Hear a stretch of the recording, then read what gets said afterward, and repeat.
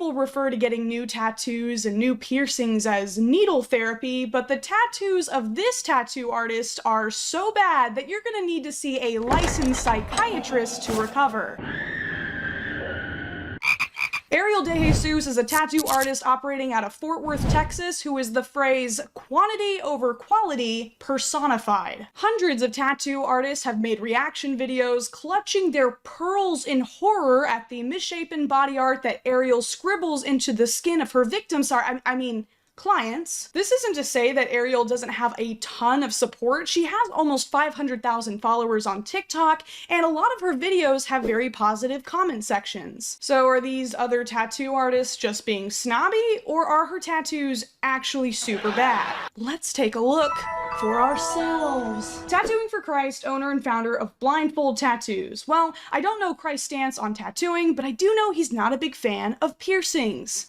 I have to say the name Blindfold Tattoo doesn't exactly inspire confidence in the tattoo artist's abilities. I may want the teenage cashier to be blindfolded when I go to purchase my Ultra Flow Super Gusher Absorption tampons, but I'd prefer my tattoo artist's eyes to be very wide open. But the reason Ariel named her shop Blindfold Tattoo is because she actually provides a very unique tattooing service. For a flat $100 rate, the client can book an appointment, tell Ariel the general area they want the tattoo in 3 words to describe it, and then Ariel will blindfold them and she will tattoo what she thinks is best for the client based on their description. Now, $100 is quite cheap for a tattoo, especially of the size that Ariel often does for her clients, but unlike the liver I bought off the dark web, which definitely belonged to an alcoholic, you get what you paid for. Now this is the video where the drama really started. As you can see, the comments are turned off and the like to view ratio is a fraction that would have had me sweating in 3rd grade, so telltale signs that there is a silenced TikTok dog pile in the comments section. I'm just gonna address the horrifically deformed elephant in the room. The fingers on this tattoo make Wednesday look like she came from the alternate universe in Everything Everywhere All at Once, where everybody had hot dog fingers. Aside from Ariel's preschool understanding of basic anatomy, there are a lot of severe problems with this tattoo. The line work is incredibly shaky and jagged. It looks like Ariel pounded back 3 Red Bulls before she started tattooing. It also looks like she attempted some cross-hatching for the shading and then just gave up. This is the quality of tattoo that I expect somebody's uncle to do in his garage with a tattoo gun he bought off of Amazon. Hey Rick, I was wanting to get that little Wednesday gal tattooed on me. You think you can do that? Yep. You know what she looks like, right? Maybe. What? I've seen one advertisement. I think I got the general idea. Okay. I've extracted the ink from all these ballpoint pens, so if you just take your pants down, we can get started. Rick, I didn't say where I wanted the tattoo. Well, but it wasn't enough for Ariel to post herself mutilating a client's skin with Wednesday's hot dog fingered cousin Thursday. She then decided to post photo evidence that she had directly stolen the design from a random artist online. Not only did she reveal just how bad her tattoo is in comparison with the original art, but even though there are lots of tattoo artists that will happily slap whatever their client wants onto their body, a lot of tattoo artists agree it's pretty shady to copy another artist's work without permission. Ariel has proven many times, however, that she is not open to any form of criticism and will in fact mock and insult anyone who dares to question her. Why aren't the lines connecting on E parts? Why isn't this symmetrical? Where's the detail in the leaves? Why do the petals look uneven? Oh my god.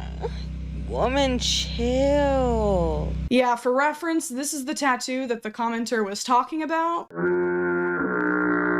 The biggest plot twist of all of this is that Ariel has been tattooing for over 11 years. Someone tattooing for this long should know better than to make these very basic mistakes, and I'm pretty sure Ariel does know better. People ask me, Ariel, do you rush? Yes, I do. Yes, I can do. Ariel admits to rushing her clients' tattoos because, as she goes on to say, they're only paying $100. Which means Ariel is likely capable of at least somewhat better quality, but she's actively choosing to make these ugly permanent mistakes on her clients' bodies instead. Another commenter was actually super polite. They just suggested that Ariel could charge slightly more and spend a little bit more time on her tattoos instead of rushing them for cheap. This commenter was also met with hatefulness and condescension. Nope. Nope. I will never go up on my prices. It'll always stay the same. I love you, Laura Taylor, but nope.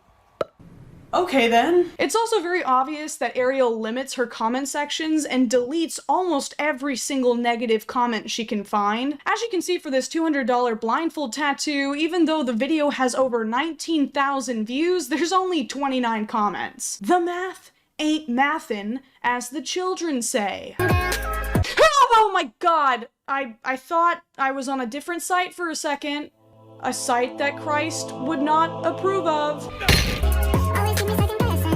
And here we can see Ariel's signature technique of scrawling her lines so quickly that they cross over each other and bleed into the body of the character. It literally looks like Sailor Moon has a botched mastectomy. Thoughts and prayers for her family in this trying time. She's gonna need some lotion for those elbows, and perhaps a surgeon. I am a surgeon! Do you remember your 3 subjects for this one right here? Halloween, horror, and realism.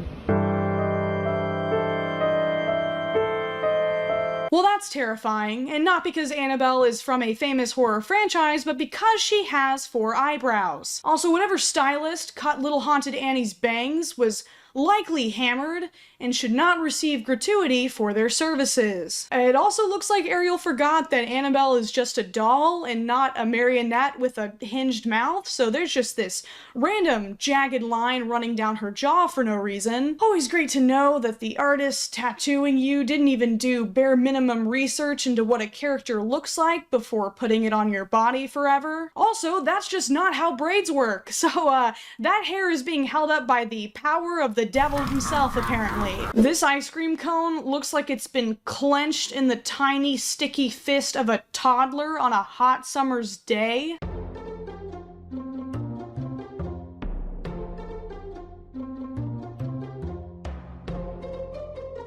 Do you remember the 3 subjects that you chose? Uh-huh.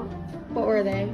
Dreamcatcher, autism, and Disney. Okay. I have so much to say. First off, hilarious to watch her pretend to do the tattoo freehand just to reveal that she very obviously used a stencil from online for this tattoo. The magic of editing can only do so much. Also, yes, the client said that they wanted autism incorporated into their tattoo, but just slapping the logo of Autism Speaks onto her arm was not only incredibly lazy, but a very risky assumption to make. Autism Speaks is an organization that a lot of autistic people have spoken out against because a lot of what they do serves to alienate and demonize people with autism. Surgeon! In fact, their original mission statement framed autism as a disease to be cured. Yikes. I would, of course, want to give Ariel the benefit of the doubt that she just didn't know this. I didn't even know this until a couple of years ago, but her response to people trying to educate her was incredibly hateful and ignorant. Are you offended by puzzle pieces? No. Okay. Why would you be offended by puzzle pieces? Because people make stupid shit up on the internet. I know. That was sensitive. So anytime I pick autism, they say you need to ask permission from them. No, that's something. I'm sure they'll educate us in the comment section. Ah yes, these sensitive leftist snowflakes frothing at the mouth over a puzzle piece. Did you not throw a hissy fit because people made fun of your sausage-fingered stolen tattoos? It is also so gross that she dragged a client into this. The client doesn't know that her artist has ulterior motives and is dragging her into a very sensitive ethics debate. She just suddenly has a very bizarre question thrown at her on camera, so Ariel can feel vindicated for tattooing the logo of an ableist organization permanently on someone's arm. The tattoo is also absolutely atrocious. There's already blowout on the tail, and the highlights don't make any sense. Like, where is the light source supposed to be? The autism mouse gets a 0 out of 10 for me. What are the 3 subjects that you chose? Animals, trippy, and watercolor. Oh my god! This has to be the worst one. Why would you post this? Where do I even begin? Did she get confused and put the blindfold on herself this time?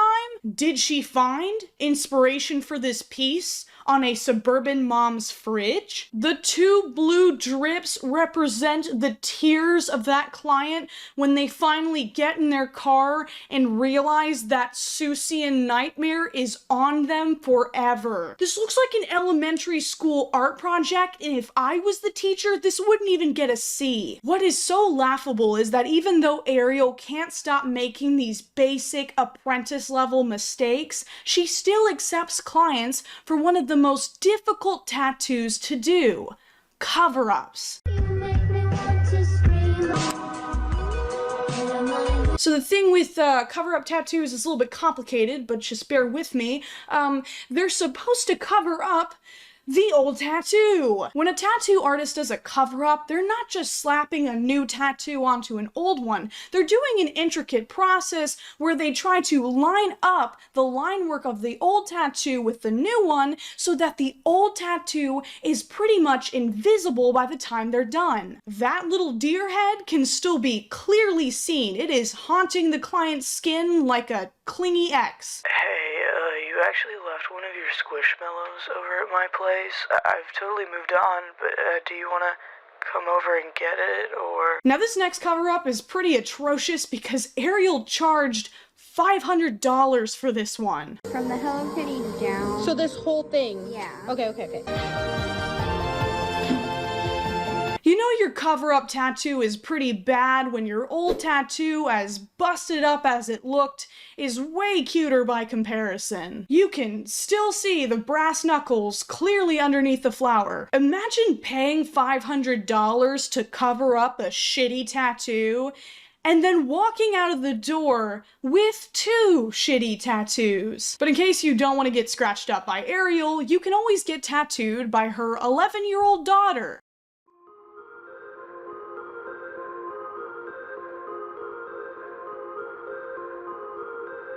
Look at you go, girl. That rose is so horribly blown out. It is going to be a scarred blob in like 2 years. The kid's 11. She can barely hold the tattoo gun steady, so all of her lines are wiggly and uneven because, once again, she's 11. Don't get me wrong, an amazing little piece of art for an 11-year-old, but she's not uploading this to DeviantArt. She's permanently inking it into somebody's skin. Now, apparently this kid has all the required licenses and training to tattoo legally in Texas, so everything is above board. But you have to ask, why not have a child tattoo apprentice use the countless products available that almost perfectly simulate human skin, instead of handing people over to her to be canvases for her to scribble on and scar? The only reason I can see why Ariel would do this is to draw more attention to her shop. Oh, look,